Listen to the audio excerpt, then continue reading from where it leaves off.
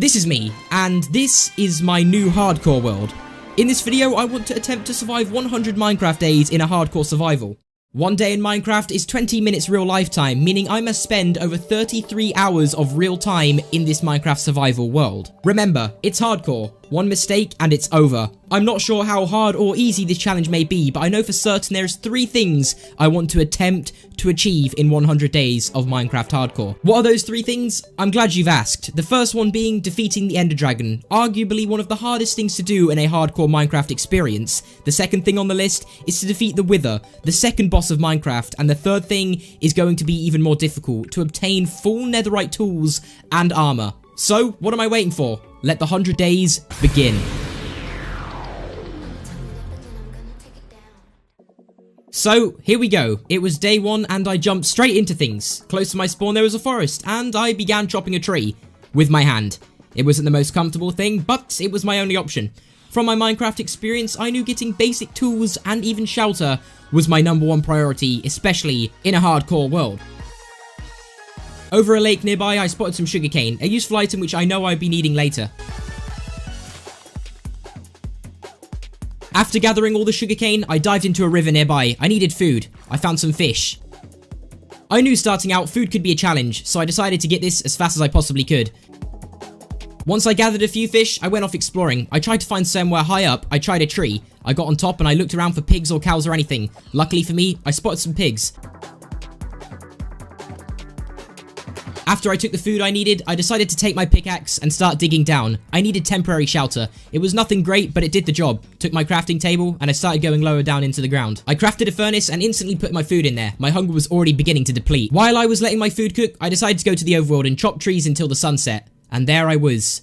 The first day was coming to a close. I stood there and watched the sunset. But not for long. I needed to get back down to my base. I knew that things were about to get very, very scary outside. So I then decided to spend that night mining for all the essentials. Coal, iron, and maybe even some diamonds if I was to get lucky. I didn't find too much iron, but I found enough for a pickaxe and a sword. So I decided to craft both of these. Here we go. It was day 2. I looked out my base and I saw sunlight. Day 2 wasn't really exciting. I went adventures to places I haven't ever been before and found some cows and even some sheep. But unfortunately for those sheep, a wolf was very, very hungry.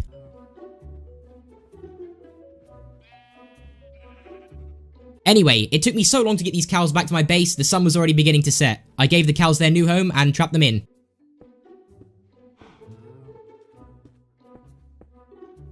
At this point, everything was looking good. I lit up their island and decided to make a shield, and that was pretty much it for day 2.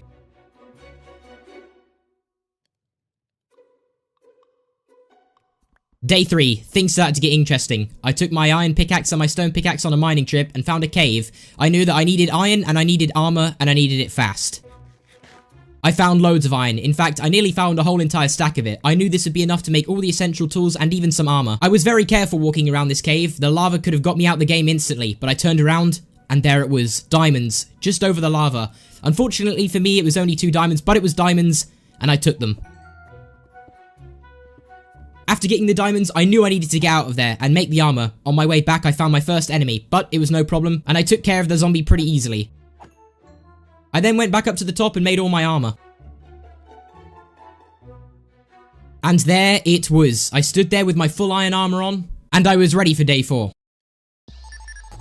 Up until day 4, I had nowhere to call home, so that was when construction started. I wanted an underground base. I wanted to minimize my interaction with enemies, so I thought by setting up base underground, I could be safe here.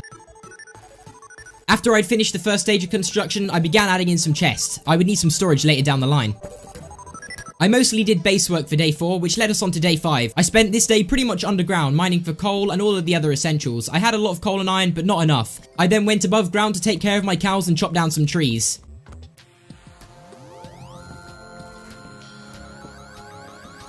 Day 6, I was mining for absolutely ages. I came across a bunch of enemies, but also some valuables. Gold, redstone, lapis, and even some diamonds. I spent many, many days mining and found many, many diamonds. I needed diamond armor if I was going to survive any longer. For day 9, I went back above ground. I needed to set up my farms and get my cows breeding. So that is exactly what I did. And also the cows seemed pretty happy to see me. To start day 10, I decided to smelt everything I had mined from the previous days. And I even saved up enough diamonds to build a diamond pickaxe. This could take me on to the next stage of the game. The Nether. It was the end of day 10 and the start of day 11. I decided to go mining for obsidian because I knew of course I'd be able to make a nether portal, so that's what I did, and I also did some housework and dived into the river to do some extension of my island.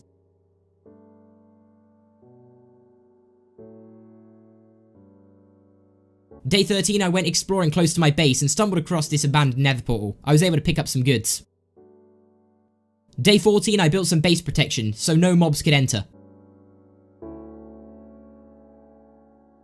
From around day 15 to day 19, I went back down to the depths of the caves to see if I could get my hands on some more diamonds. I was close to getting diamond armor, but not close enough, so I went mining for these days to secure every last diamond I needed. I also picked up some iron and some coal on the way. Day 19, I got back to my base. I had secured 38 diamonds in total. This was my opportunity to cover myself in diamond armor. So that is exactly what I did. I started crafting the diamond armor and even made a sword. By that time, the advancement was made. I was stood there in my shiny blue diamond armor, but I was not worthy of wearing it yet. So I decided to put it back on an armor stand and put my iron armor on, and then I went back out to my farm to do some more work on it. I knew that if I wanted to go any further, I would need to breed my cows for an enchantment table. But on the way back to my base, something unimaginable happened. A new foe had appeared outside my base in the river. I knew that I had to take care of it. I got my bow and arrow and I took a brief moment in my base to realize what I was about to get myself into. A battle. Then the time came. I take aim and took them out one by one. They dropped some loot and some valuables, so I went into the river to collect that. But in return of winning this battle, I was given a curse.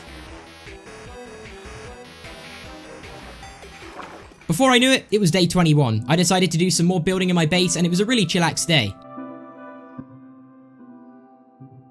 I used my bedroom as an opportunity to show off my valuables, using blocks of lapis, redstone, iron, and gold. It was day 22, and I decided to go and breed all of my cows and get ready to get rid of them for all of their leather. It was time to prepare the enchantment table. I went back to my base and decided to craft up some bookshelves. This would be needed for the enchanting room. For day 24, I realized I need a place for this enchantment table. I couldn't just place it anywhere and I needed some space for the bookshelves, so I decided to build a whole entire room for it. I even made a room for things such as smokers and blast furnaces to speed up things like smelting. I also took the opportunity at the end of day 24 to build a massive mine all the way down to diamond level. It was day 25 and I set up the bookshelves and got ready for the enchantment table. I built it by placing my 2 diamonds, 4 obsidian and 1 book in there. It was ready to be planted, and there it was. I did some extra decorating to the place and it ended up looking pretty nice. The first thing I decided to enchant was my diamond pickaxe. And I got the best enchants I could have possibly asked for. The sword not so much. It took a few attempts, but I got there in the end with a decent enchant I was happy with. I then realized it was time to enter the nether. I needed more XP and I needed it pretty fast, so I went deep into the nether to try and get some quartz and XP. Luckily for me, the fortress was really close by, but I needed to find some piglins. These would become useful for trading. So that was it. I trapped a piglin and tossed him a bunch of gold. He done some really good trades and I ended up getting around about 16 Eye of Enders. I then went to explore in the fortress, going past withers and also some blazes for some blaze powder. For most of the days in day 31 onwards, I decided that it would be best to make the Eye of Enders, make an ender chest, and even get some more XP for enchanting. I also got some glowstone because this could be used to decorate my base and light it up a little bit more. I pretty much spent day 31 all the way to 40 pretty much going for XP. After enchanting most of my armor, it was getting closer to the moment that I was scared for. The Ender Dragon fight. Although I knew I was going to be prepared, it was still a worry, because one wrong move with the Ender Dragon, and it's all over. By day 38, I was fully enchanted up, and day 39, I pretty much spent doing some decorating around my base and getting some phantom membranes. I could use phantom membranes for potions of slow falling, which would be useful for the end. I also went collecting arrows. By day 40, I went exploring. At first, my adventure was quiet, until this happened. A village. I found some friendly villagers which allowed me to do trades. It took a while, but I was able to get a mending book, something which was a game changer for the future of this world. So I spent day 41 pretty much waiting until all the villagers were ready to trade. I then went with my sticks and got a bunch of emeralds, which ultimately meant I could go back to the librarian and purchase one of his mending books. It was day 44. I was able to put mending on my pickaxe and rename it. Day 45, Ender Dragon preparation was well underway, making potions of strength and also slow falling. I did brewing for quite a while. I wanted to over prepare as much as possible for the Ender Dragon fight just in case anything was to go wrong. Day 46, I did some last preparations for the Ender Dragon fight, going out to find some apples. The reason I got apples is to ultimately make golden apples, something which would be very useful for the end fight.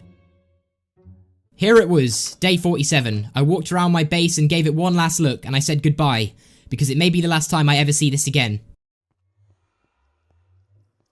I gave everything one last glance, even my cows. To end off day 47, I got some rest. The next day was a massive day, the Ender Dragon fight.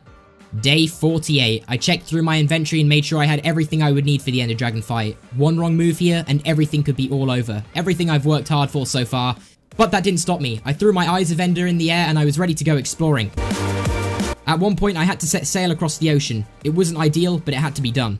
Finding this stronghold took multiple days. In fact, the Eyes of Ender were pointing me in every direction possible, until I came too close that the Eye of Ender couldn't go anywhere else apart from directly above the stronghold. I dug straight down, and here it was. For day 52, I pretty much spent that day exploring the stronghold and was able to come out with some pretty good books. And then it was time.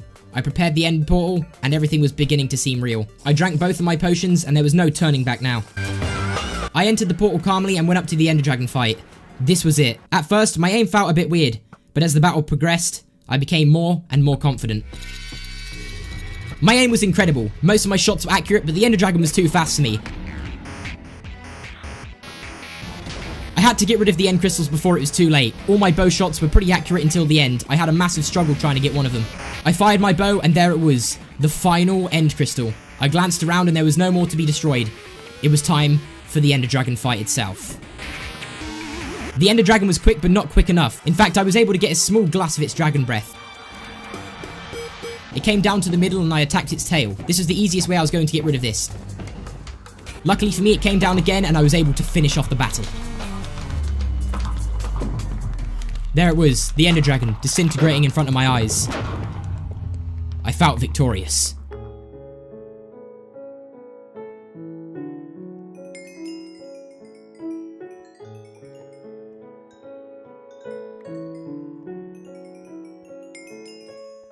I grabbed the egg, and look at that smile on my face. I was happy, but not happy enough. I needed elytras. I went into the end city and looked around. After a while of exploring, I found one, and I was scared it didn't have a boat, until I glanced over to the left, and there it was, the end ship. This contains an elytra which would change the whole way I could move around in this game. I swung my pickaxe and got entry under the boat. I was able to take the elytras and also some valuables in the chests. I equipped the elytras and debated whether I should leave the end city, but no, I needed to loot it. The shulker boxes that were in the end city were too good to pass by, but after that, I then decided to head home. There it was, day 66, I had the Ender Dragon head. I placed it on an armor stand and gave it some clothes. Day 67, I used that time to enchant some more and got a sword. And day 68, well, I had elytras. And I got a bit too excited.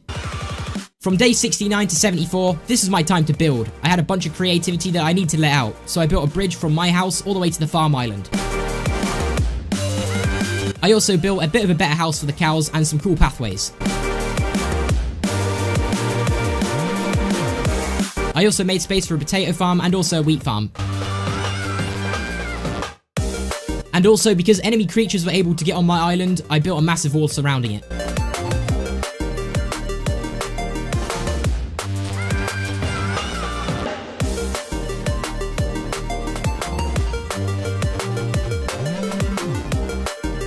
And there it was. By day 74, I was really happy with my base, the outside and the inside. I pretty much had everything I need, but I wasn't finished yet. I had two other goals to get done, the netherite and also the wither. These weren't going to be easy, so I got to work. Well, now was the time for me to prepare for my next goal, and that would be the wither battle. So to start day 75, I went through and enchanted a sword to try and get looting, because to get wither heads, you need really good luck or you need a really good sword. After using plenty of XP and lapis, I was able to get a looting too, but it wasn't good enough. But I had to deal with it. Being only level 28, I wasn't able to do another level 30 enchant, so I decided to go into the nether with a looting 2 and test my luck. As I entered the nether portal, I went straight to the fortress and was able to pick up my first witherhead pretty quickly, but between days 77 and 84, I spent a very long time attempting to get all of the witherheads. I battled plenty of angry withers and was getting unlucky every single time. This left me with only one thing to do. After exploring the fortress and realizing this looting 2 wasn't going to cut it anymore, I went back to do some more enchanting. Seeing as all I had to do was get 2 looting 2s to combine to a looting 3 and then combine the 2 looting 2s to make a looting 3, that's what I did. I got to level 14 and was just about able to do the upgrade. I now had a looting 3 sword at my disposal. And from there on, it seemed like the withers didn't want to stop dropping the wither heads. I got all of the wither heads I needed really fast, but I wasn't done with the nether yet. Between days 91 and 97, I decided to go for netherite. I thought maybe if I could get a netherite sword, the wither battle would be easier, so I tried to get as much netherite as I could. Seeing as I was tight for time, I was only able to get a certain amount. That certain amount being 8 pieces of ancient debris. With 8 pieces of ancient debris, you're able to make 2 pieces of netherite ingots, which was good enough for a pickaxe upgrade and a sword upgrade. I was debating whether I should upgrade my armor, but I realized pretty quickly it was way better to upgrade my pickaxe and sword, seeing as these had decent enchants.